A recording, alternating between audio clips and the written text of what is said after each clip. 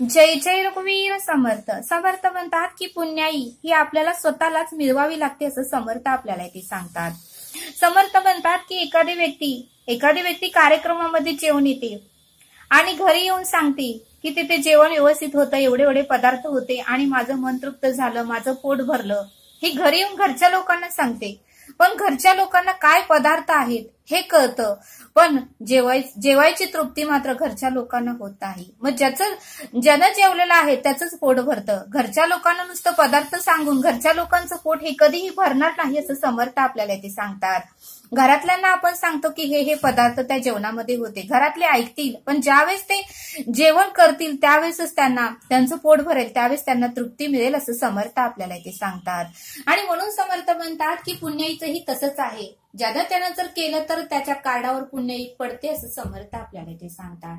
समर्थ म्हणतात की एखादा नवीन पिक्चर रिलीज होतो आणि आपण तो पिक्चर बघायला जातो आणि मित्र मैत्रिणींना काय स्टोरी होती, काय पिक्चर मध्ये होतं ते आपण सांगतो, पण नुसतं स्टोरी सांगणं आणि प्रत्यक्षात पिक्चर बघणं यात खूप फरक आहे असं समर्थ आपल्याला ते सांगतात.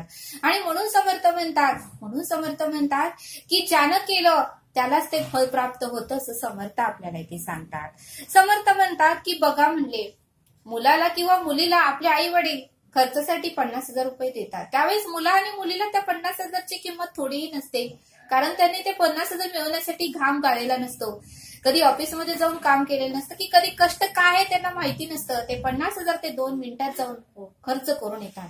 पण तोच मुलगा आणि तीच मुलगी ज्यावेळेस घराच्या बाहेर पडते, ज्यावेळेस एखाद्या ठिकाणी काम करते, ज्यावेळेस ती अपमान सहन करते, ज्यावेळेस ती कष्ट करते, 8 तास काम करते, महिना झाल्यानंतर मग त्याला पगार मिळतो आणि मग जर त्याला घरच्या लोकांनी म्हटलं की तू आमच्यासाठी 500 रुपये खर्च कर, तर त्यावेळेस मात्र तो 1000 वेळा विचार करेल असं समर्थ आपल्याला ते सांगतात.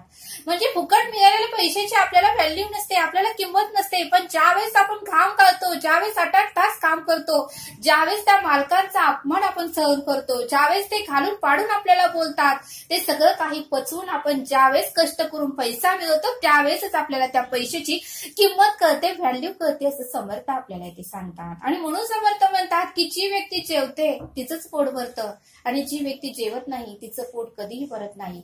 आणि म्हणून समर्थ म्हणतात की जी व्यक्ती श्रवण करते त्या व्यक्तीलाच 8 विषयांची जाणीव होते. त्या व्यक्तीला जन्म म्हणजे काय, जन्माला कशासाठी आलोय, काय इथून घेऊन जायचं आहे, आपल्याबरोबर काय येणार आहे हे त्या व्यक्तीलाच कळणार आहे. कारण नाशवंत ही सर्व संपदा, काही नको मला पाव एकदा. म्हणजे हे सर्व नाशवंत आहे, हे कार्यकारण आपल्याला करायचं आहे, पण त्यात गुंतायचं नाही असं समर्थ आपल्याला ते सांगतात. आणि म्हणून समर्थ म्हणतात की प्रत्येक वेळेस हे मनुष्याला प्रत्येक गोष्टीला एकटं सामोरे जायचं आहे, प्रत्येक संकटालाही एकट्याला सामोरे जायचं आहे, कारण जन्माला येतानाही आपण एकटंच आलेलं आहे आणि मृत्यूनंतरही आपल्याला एकट्यालाच जायचं आहे. किती जरी कुणाचं जरी आपल्यावर प्रेम असेल किंवा आपण जरी कुणावर प्रेम करत असेल आणि त्याला जर मृत्यू समयी म्हटलं की तू माझ्यावर खूप प्रेम करतोय किंवा माझं तुझ्यावर खूप प्रेम आहे, तू माझ्यासोबत मी आज मरणार आहे, माझ्यासोबत येणार का, त्यावेळेस तो म्हणतोय की तुझी वेळ झाली, तुझी वेळ संपलेली आहे, तू जा, माझ्या वेळेस मी जाणार आहे, मी तुझ्याबरोबर येणार नाही असं म्हणल असं समर्थ आपल्याला ते सांगतात. आणि म्हणून समर्थ म्हणतात की जसं करायचं आहे तसंच आपल्याला फेडायचं आहे. जर उजव्या हाताने उत्तम कर्म केलं तर आपल्याला फळ ही उत्तमच मिळणार आहे, आणि जर उत्तमाचं कर्म नाही केलं तर त्याचं फळ ही आपल्याला परत मिळणारच आहे असं आपल्या समर्थ आपल्याला ते सांगतात. कारण सृष्टीचा निसर्गाचा चक्रच आहे, फिरून फिरून ते परत कुठल्याही कोपऱ्यात आपण जाऊन बसलं तर कर्म हे आपल्याला शोधून काढतं आणि ते आपल्याला फेडावंच लागतं. मग ते शारीरिक त्रास असू दे, मानसिक त्रास असू दे, कोणताही त्रास असू दे, हे फेडल्याशिवाय आपल्याला मृत्यू येत नाही आणि मोक्षही मिळत नाही असं समर्थ आपल्याला ते सांगतात. आणि म्हणून समर्थ म्हणतात की आपण स्वतः मेल्याशिवाय स्वर्ग आपल्याला दिसत नाही असं समर्थ आपल्याला ते सांगतात.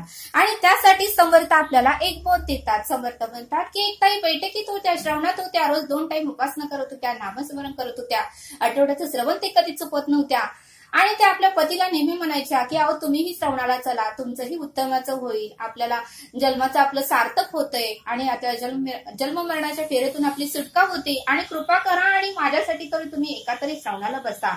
त्यावेळेस पती तिला घालून पाडून बोलायचे, तिचा अपमान करायचे की तू करतेस ना परमार्थ, तू कर, माझ्या मागं लागू नको, मला त्यामध्ये आवड नाही.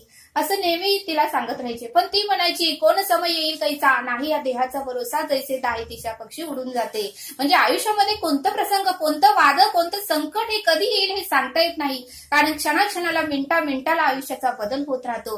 कारण क्षणाला माणसं बदलतात, वेळ बदलती, निर्णय बदलतो. त्यामुळे ती नेहमी आपल्या पतीला सांगत होती, अहो तुम्हीही बसा, आयुष्यामध्ये संकट वादळ आलं तर पुण्याचा साठा आपल्याकडे पाहिजे, की जेणेकरून ते संकट वादळ आपल्या आयुष्यातून निघून जाईल, असं ती नेहमी आपल्या पतीला सांगत होती. पण पती मात्र ऐकत नव्हता.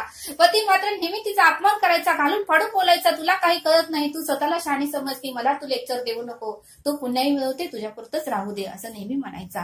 तरीही ती शांत बसली. समर्थानं निवेदन ठेवली, समर्था काही करून माझ्या पतीला तुम्ही बैठकीत बसवा, श्रवणात बसवा. त्यावेळेस समर्थानेही तिचं ऐकलं. आणि एक दिवशी असंच ते रस्त्याने जात होते. पावसाळ्याचे दिवस होते बघा म्हणले, आणि खेडेगाव होतं. खेडेगावातली पुलाची उंची कमी होती. आणि ज्यावेळेस ते पुलावरूनच जात होते त्यावेळेस अचानक नदीला पाणी आलं. नदीला पूर आलं. आणि वरून पाण्याचा धबधबा वाढतच होता. आणि ते पाणी एवढं वाढलं, एवढं अपाट वाढलं की पुलावरून पाणी वाहू लागलं. आणि तो पतीही त्या पाण्याबरोबर वाहून जाऊ लागला. पतीलाही पोहता येत नव्हतं. आणि थोडंफार पाणी असेल तर तो कसा तरी बाहेर आला असता. पण एवढं अफाट पाणी होतं, त्याला ओढून नेत होतं. आणि बिचाराला एवढं संकट, एवढं वादळ बघून तो घाबरून गेला. आता काय करायचं, कारण आयुष्यभरात कुठल्याही देवाचं त्यानं नाव घेतलं नव्हतं. त्यामुळे कुठलेही देव त्याला त्यावेळेस आठवत नव्हते. आणि शेवटी मात्र त्याला वेदना असह्य झाल्या. पाणी त्याला बुडवत होतं. पाणी तोंडात चाललं होतं, नाकात चाललं होतं, डोळ्यात चाललं होतं. पण काय करावं, कसं करावं काही सुचत नव्हतं. आणि मग मात्र त्याला बायकोच्या देवाचंही नाव माहिती नव्हतं. पण शेवटी देवाला म्हणला, हे बायकोच्या देवा मला वाचव. आणि पुन्हा मग त्याच्या लक्षात आलं की आपली बायको सद्गुरूंच्या बैठकीला जात होती. आणि पुन्हा म्हटला, हे सद्गुरू मला या संकटातून वाचवा, मी तुमच्या श्रवणात बसेन, मी तुमच्या बैठकीत बसेन. मग त्या काळी बघामधले तिथेच समर्थांनी, सद्गुरूंनी एक लाकडाचा हुंडका त्याच्या मदतीला पाठवला. आणि त्या लाकडाच्या हुंडक्याबरोबर, त्या लाकडाच्या साह्याने तो किनाऱ्यावर आला. आणि किनाऱ्याच्या बाजूने येऊन त्याने आपला प्राण वाचवला.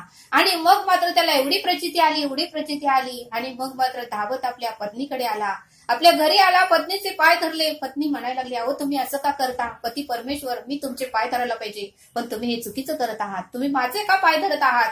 त्यावेळेस पती म्हणाला, अगं मला आज प्रचितीच एवढी आली, आज एवढं संकटातून मला तुझ्या देवानी वाचवलं, मला सद्गुरूंनी वाचवलं. मी त्या क्षणी निवेदन ठेवलं होतं की या जर संकटातून तुम्ही मला वाचवलं तर मी आयुष्यभर तुमची श्रवण चुकवणार नाही, तुमची बैठक चुकवणार नाही. आणि मला सांग, ती बैठक कोठे असते, श्रवण कोठे असतं, त्यावेळेस त्या टायमाला मी जाईन. त्यावेळेस मात्र बायकोच्याही डोळ्यातून घळाघळा अश्रू आले. तीही आधीच समोर गेली आणि समर्थांना म्हणाली, की खरंच समर्था, तुम्ही माझ्या निवेदनाची पूर्तता केली.